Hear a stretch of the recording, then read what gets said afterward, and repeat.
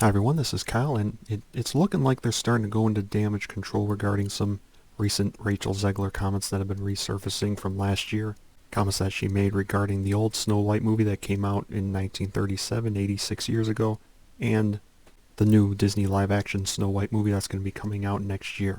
Now, the comments that we're talking about here, they came from D23 Expo from last year, September of last year, so they're not new, but I went over these a little bit in a previous video. I'm just going to replay them real quick for context here. But these are the comments that have been resurfacing that have caused a lot of uproar, or a lot of backlash, or whatever term you want to use.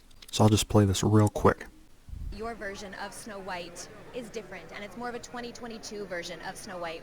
What did you mean by that? Updated for a modern audience. The original cartoon came out in 1937, and very evidently so. It's outdated. There's a big focus on her love story with a guy who literally stalks her. Yeah. Weird. Yeah, it's the old Snow White is outdated. The prince in that movie was a stalker, that sort of thing.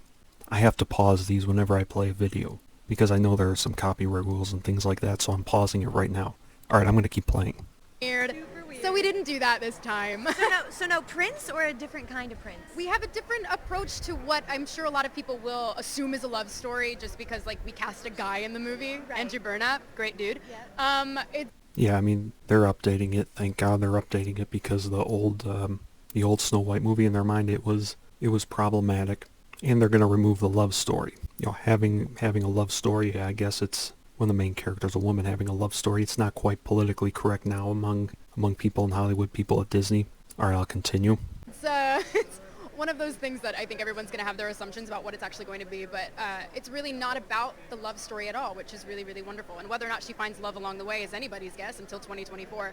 All of Andrew's scenes could get cut. Who knows? It's Hollywood, baby. But it's one of those things. So true, it's yeah. It's an inner journey that she goes on to find her true self, and she meets a lot of people along the way that All right, I think I'll stop there. So the problem that people are having with this is that she's kind of attacking the original Snow White movie, which really doesn't make sense. You're going to be playing Snow White for Disney, and yet you're going to attack Disney's old Snow White movie. Not exactly a respectful thing to do at all. And then they're talking about how it's basically, she's saying it's outdated, but we're going to improve it. It has its problems, but we're going to fix those problems. The prince is a stalker. We're going to change that. It had a love story in it. We can't have love stories now. We're going to change that. And Zegler and Gal Gadot, they've stated quite a few times, they've really emphasized that Snow White is not going to be saved by a prince because, well, having a woman be saved by a man, that's definitely not politically correct nowadays.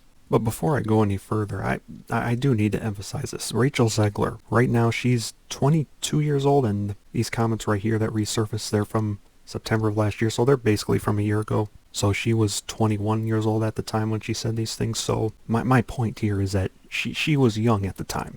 And, generally speaking, when you're a public figure, or in her case, you're an actress promoting a movie or something like that, there's always a line of, knowing what's a good thing to say and what's a bad thing to say, or what's respectful to say and what's disrespectful to say regarding whatever story you're going to be adapting. And I guess, just as a generalization here, people who are younger are going to have less experience when it comes to how to handle things like this. So, you gotta always keep that in mind here when you see statements like this. If this was coming from someone who was if she was 50 years old or something like that, if there was a 50-year-old Snow White movie that they were making, and the actress was much older, there definitely wouldn't be as much mercy coming from people. But again, she's 22, she was 21 when these comments were made, so you have to take that into consideration here.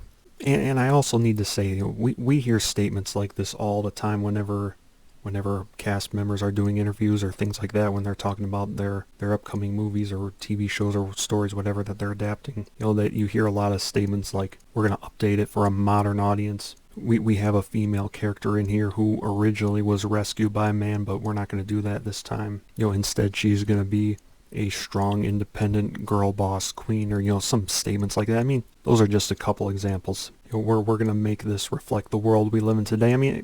I could go on with a bunch of common statements that you hear, but the stuff she's saying in this interview, it's not that much different from what you hear in a lot of other interviews from people in Hollywood that they give whenever they're adapting stories, or whenever they're they're remaking stuff, things like that. So I mean, I do kind of wonder, is there someone at Disney or some PR person, whoever, telling her to say stuff like this? I don't know. But since there is starting to be some damage control happening from what it looks like, you know, maybe she just said all this stuff on her own and she wasn't supposed to. I don't know, again. So this right here, this is Entertainment Weekly. I'm on TikTok.com. Oh God.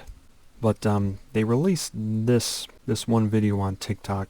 I guess it was just a day or so ago, shortly after these comments were surfacing, which it does seem like too great a coincidence that they release this right after her comments from D23 are coming out.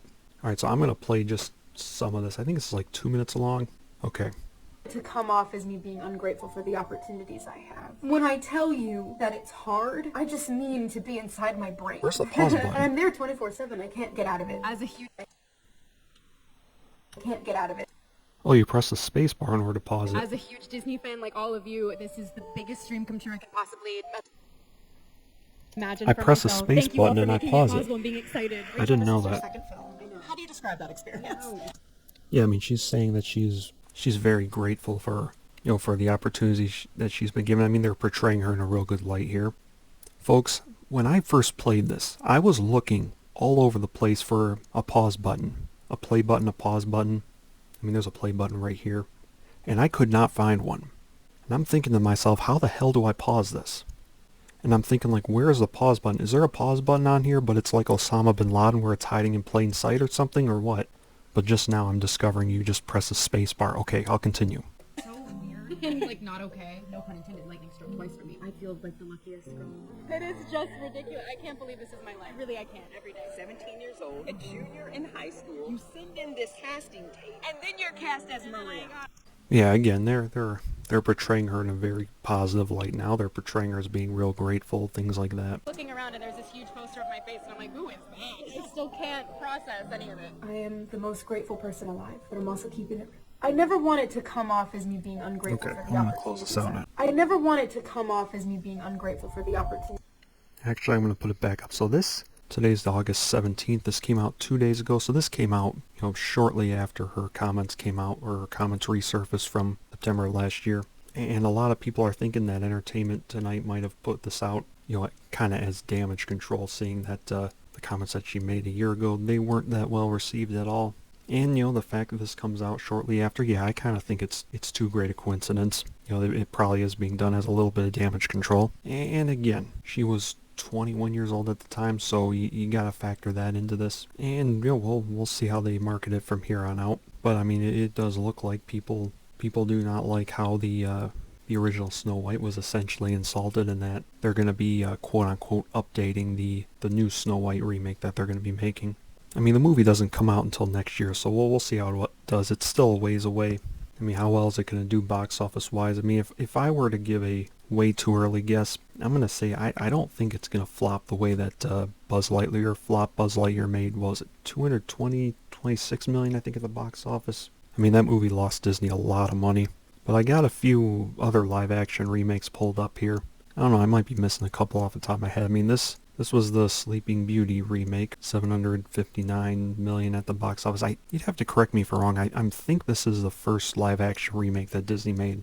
I think. If I'm wrong, please correct me on this. But this is 2014, so, 9 years ago. Beauty and the Beast, 2017, 6 years ago, 1.2 billion at the box office, $1.25 billion. Then 2 years later, you have Aladdin here, making just over $1 billion at the box office. So these movies are doing pretty well. The Lion King movie came out the same year as Aladdin did, over $1.5 billion at the box office. So that did real well. Oh, actually, no, you have Alice in Wonderland here. Here's another live-action remake. This is from 2010, so 2014. So I guess this one might be the first live-action remake Disney's done, and Alice in Wonderland made over $1 billion at the box office. But then here you get to the most recent live-action remake for Disney, The Little Mermaid, and where's this one at? I don't know if this movie is still in theaters or not. I mean, it came out in May, so that's 3 months ago. I'm going to guess it's probably not in theaters anymore, but 567 million at the box office, so just over $500 million. I mean, that might not be a complete flop. I don't know. I don't know what The Little Mermaid's budget was, but that is definitely a big disappointment compared to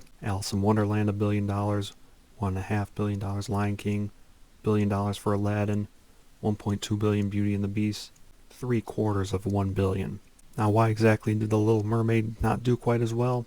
I'm going to guess two reasons. I mean, number one, Disney's made several live-action remakes at this point, and I mean, honestly, I do think that a lot of people, they're getting a little sick of it. It is getting a little old at this point. I mean, I wouldn't be surprised if that's one reason why Little Mermaid didn't quite do as well. But I mean, Little Mermaid, it did have a little bit of controversy in that movie too. I mean, they did make some changes. I mean, the first notable change, I mean, they cast a black person to play Ariel, which a lot of people out there are saying that the original Little Mermaid, she was a white person, and they're clearly doing this just as a race swap or as a virtue signal. And so a lot of people out there, they didn't quite like that.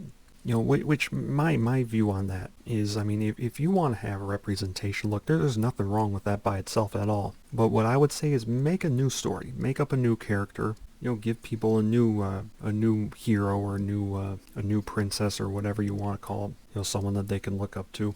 But if the original story, if the character looked a certain way in the original story, if you ask me, I would stick to that. And if you feel that certain racial groups or ethnicities or whatever are underrepresented, then I would say you can correct that by making some new stories. And frankly, I want to see some new stories out there with one live action remake after another, after another, after another, after another, after another, after another, after another, after another, after another, after another, after another, after another. Yeah, try making some new stories. And Snow White, that one we see, it's already in quite a bit of controversy. I mean, I haven't even showed you. There's also the new Seven Dwarves, a picture of that that's a whole other controversy in and of itself for the new Snow White movie.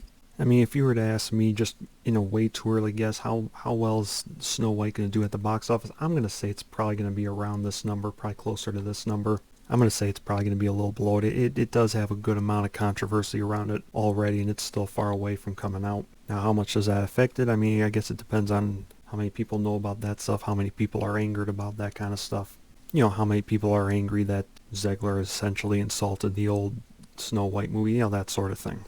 And then there's also the trend where one live action remake after another. Yeah, I do think that is getting a little old with people now. So, I mean, if I were to take a guess right now, and we'll see, I might be wrong a year from now, I'm going to bet you Snow White makes like $500 million. I bet you it's not going to be the worst flop ever made. I mean, it's not going to be a Buzz Lightyear level flop, but I bet you it is going to flop at the box office. I'm going to try $500 million, but again, it's not out till next year. We'll see. Everyone, I hope you enjoyed this video. If you did, if you consider hitting the like button, hitting the subscribe button, I would greatly appreciate it. Thank you all very much for watching, and I'll see you next time. Take care until then.